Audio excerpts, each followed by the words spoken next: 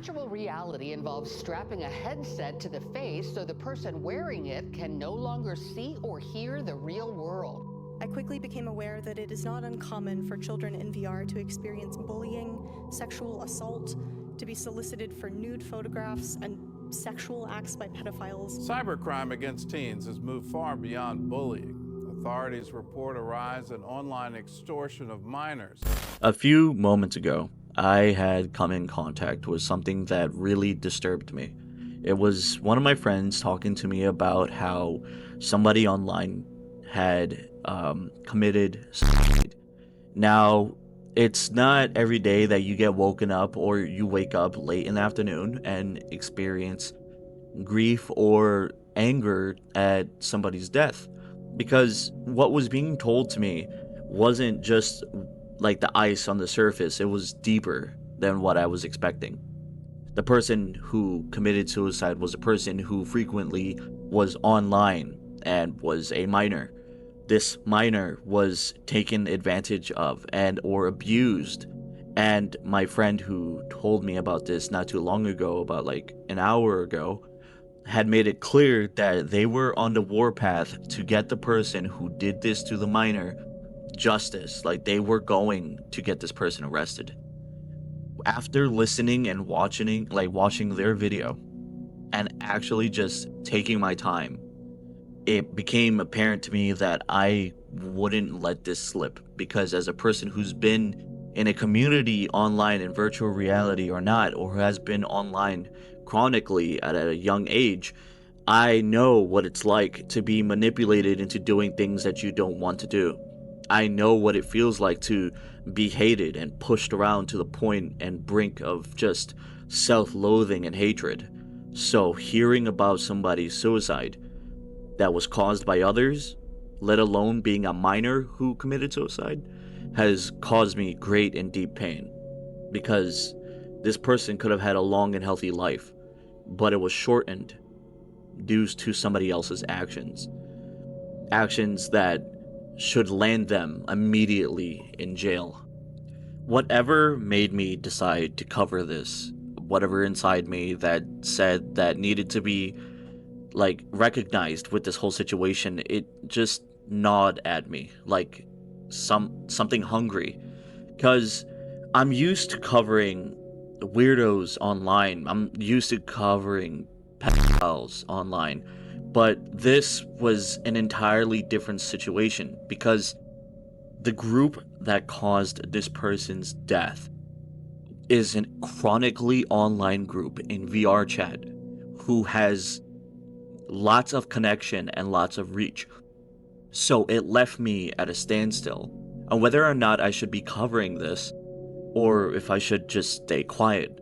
But seeing as how I could have ended up in a scenario like this, or a lot of my friends could have been in the same scenario as this person, it left me with a very bad taste in my mouth, to the point that I just didn't want to see another one like this not like happen again. Like, I wanted to disclose this information.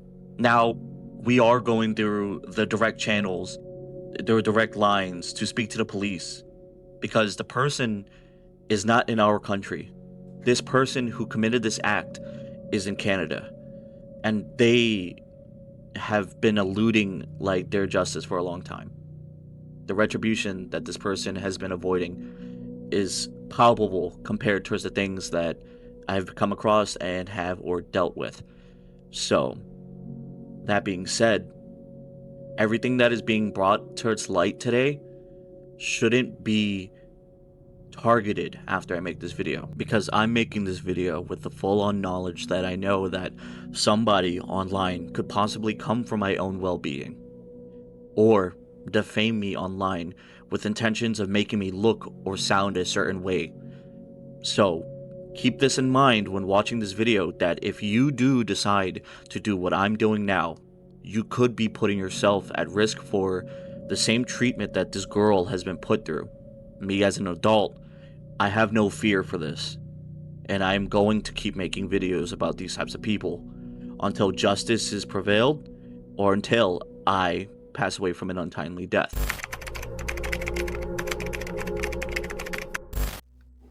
didn't bully anyone. These are the words of one of many members of the group who helped aid in the injuring and or suicide of this minor in question. The face on screen is a heavily edited version of said face of the person who spoke in the video. That audio clip was just one of many of lies that were told by this specific person when my friend interrogated them over the fact that they bullied, harassed, sexually abused, and then eventually killing her because they aided in her suicide, holding things above her head just to make a point. And that is just the tip of the iceberg when it comes towards what these horrible people have done. But that kind of drove me insane in 2025, and I was like, what the fuck, man? And I just think you should, if you did do something, you should own it. yeah. I feel like, again, I feel like there's still more you're probably not telling me. Like, just with your tone of voice, not really a good liar. That's how I feel. Maybe I could be wrong, but I do feel like you're lying about something. Not lying or hiding. Not lying. I do think you're hiding something. You're not fully saying anything. Yeah, oh, nice. Yeah. Alright. Yeah, I did bully her because first, it was dumb of me for doing it. I'm sorry. Give me a second. Like, it's... Yeah, you bullied her. I knew you did. You just tone of voice. Yeah, it's just like... If you want to overcome this and forgive yourself, the only way you can do that is by being truthful. Yeah, I did bully her because Redacted did say maybe that, oh, she was age baiting, so that's why I bullied her, and that's why I kind of took somewhat of a part of it. But I didn't make her kill herself. I didn't even extort her. I didn't do any other bullshit that whatever Redacted or fucking Bandit did to her. Unfortunately, in the beginning, he denied anything that was brought towards his attention. He beat around the bush, told lies straight to the questioner's face, and it wasn't very pretty, to be honest, because you can clearly tell there was a lot more that he wasn't saying, and it took a lot just to drag anything out of the guy.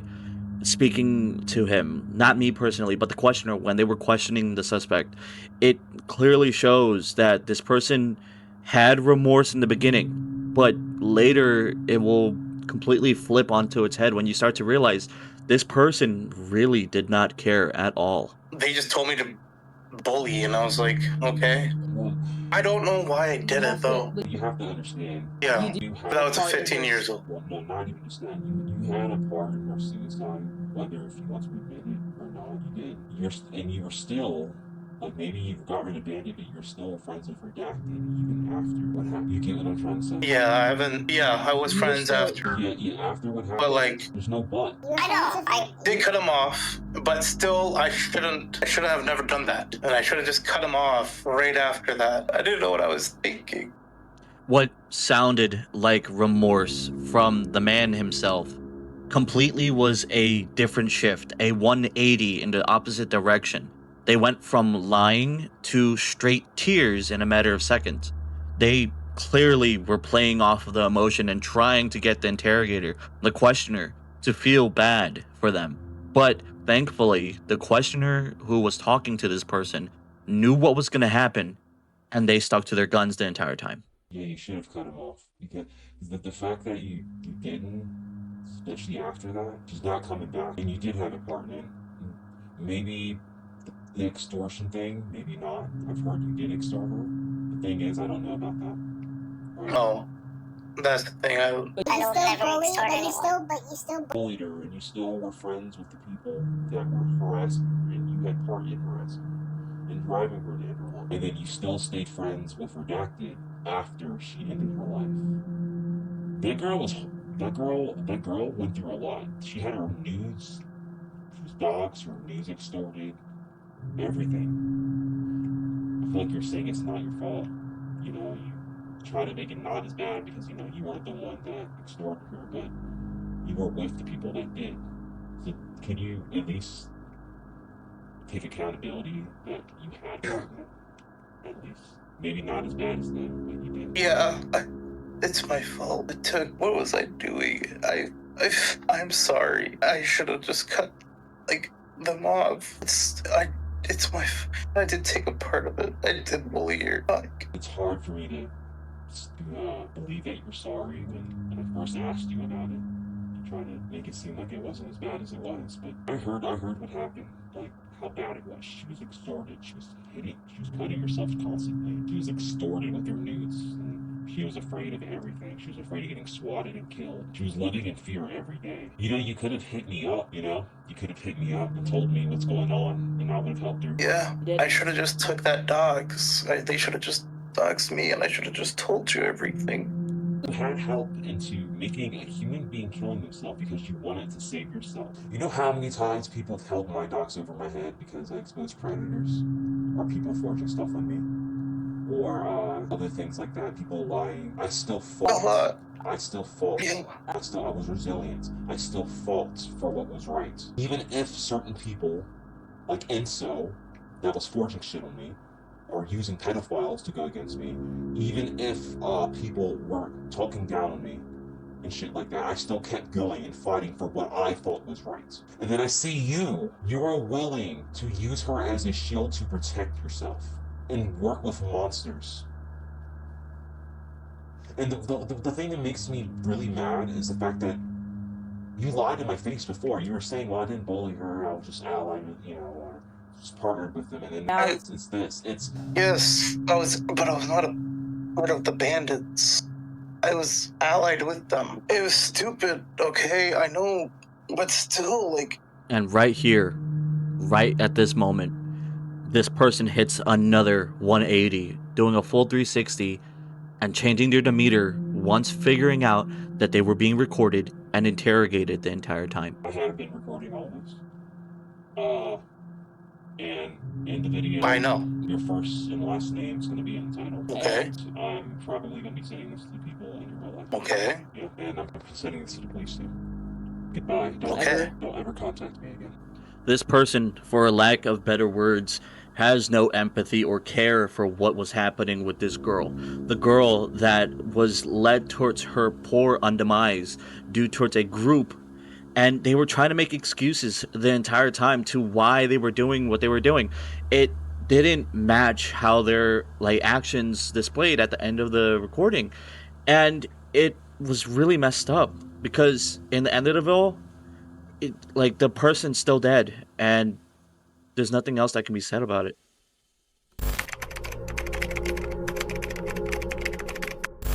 Now, on towards the part that I was dreading to talk about the most.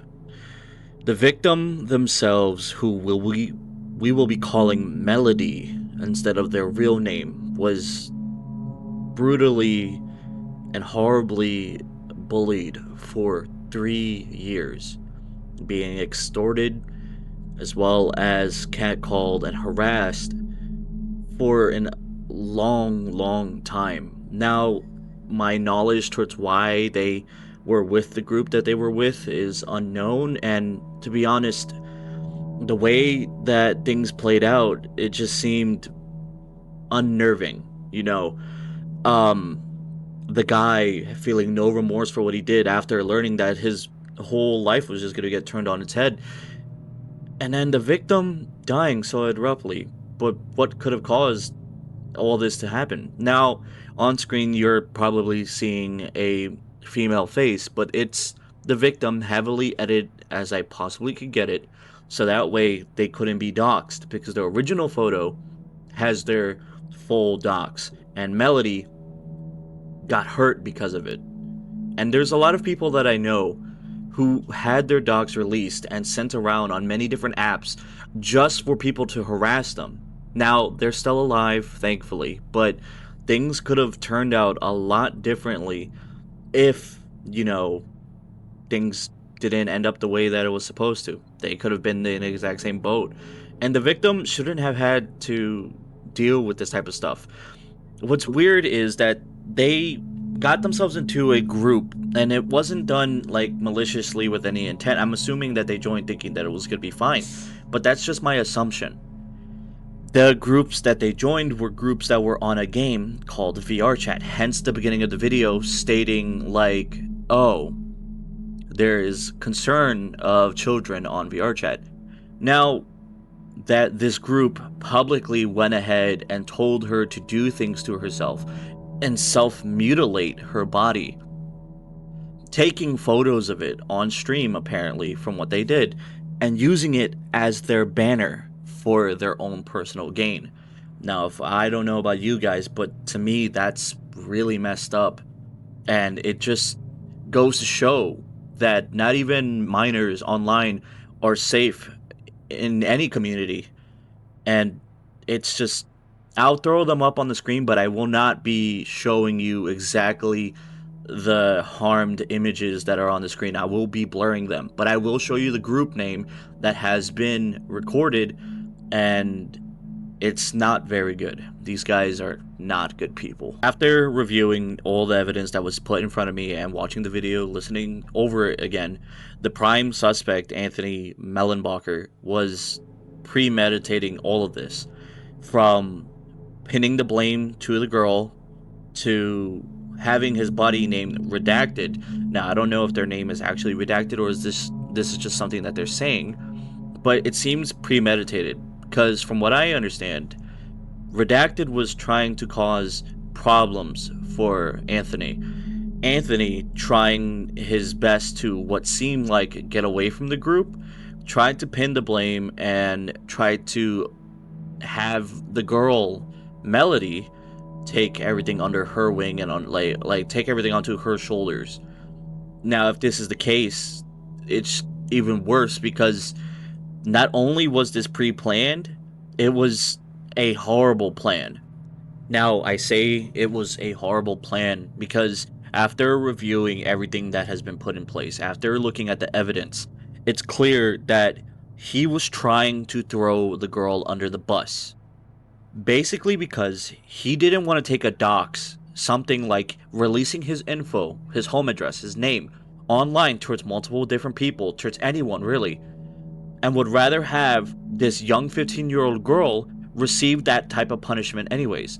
From my understanding of what was going on, it seemed as though Redacted, the person that Anthony was talking to, was forcing him to bully the girl to no end.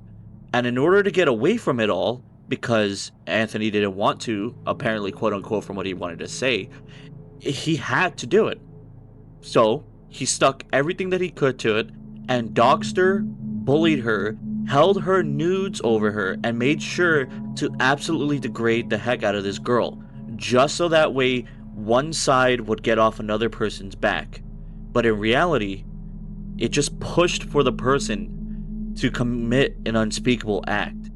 And not only this, it caused Anthony to be left with the guilt, because apparently from what they said in the recording with the questioner, that they were no longer in the group called Bandit. So if this is the case, then why did they keep pursuing the girl? Why keep bullying her? Like, this is why earlier I said there was no remorse, and I will explain more further in a second. You see, the questioner was questioning Anthony specifically because he was still friends with Redacted. After stating that he left the group Bandit, he kept ties with one of their leaders, or I'm assuming the main leader named Redacted.